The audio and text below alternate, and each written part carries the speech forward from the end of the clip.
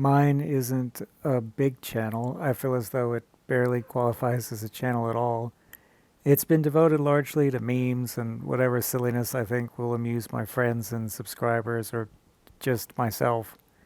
Although I've admittedly done a couple of videos that flirted with politics, this is by no means or stretch of the imagination a political channel.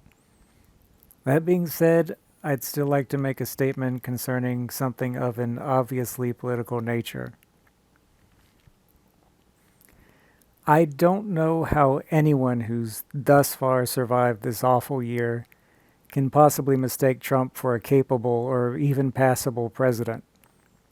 I don't know how anyone can successfully reconcile the literally hundreds of thousands of deaths from a virus Trump initially labeled a hoax with any semblance of decency or competence. His faithful still blindly follow him and blame everyone but Trump for the failings of his administration. They, and the president himself for that matter, will deflect all responsibility to the other party, or they will explicitly blame a former president who hasn't been in the White House for roughly 4 years. As evidenced by one of their attack ads, they will even blame prospective President Biden for Trump's recent performance in the current state of the country. There's always an out, an excuse, always some instance of reality-denying doublethink that portrays Trump as blameless, even when Trump himself held Obama personally accountable for a single case of Ebola in a 2014 tweet. He said it was Obama's fault, clearly indicating the president's personal responsibility in the matter.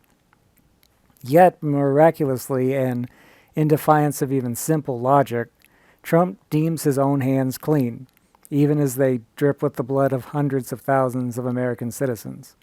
His charges, his responsibility, the very people he is meant to lead and protect. Not even his own supporters were spared. If you were a Trump supporter who happened to live in a historically blue state, he couldn't care less if you died along with his political enemies. And then the man contracted the very virus he has been misinforming the public about all along. Not only can he not protect the country and the citizens he deems an acceptable loss, he cannot even manage to protect himself, the one person he evidently considers more valuable or important than anyone else. None of this matters to the people who have closed their minds to reality or shut off their hearts to the suffering of other people. None of this will matter to the people caught within a shared hallucination of their own making, no less, wherein Trump is an altogether different person and somehow the best president we've ever had, opposed to the festering, diseased wound that was inflicted upon the country 4 fateful years ago. All any of us, the more reasonable and open-eyed among us, can do is vote the crumbling ghoul out of office and at least give the country a fighting chance at recovery. If it were up to me, Trump would have never been so much as permitted on the White House lawn in the first place.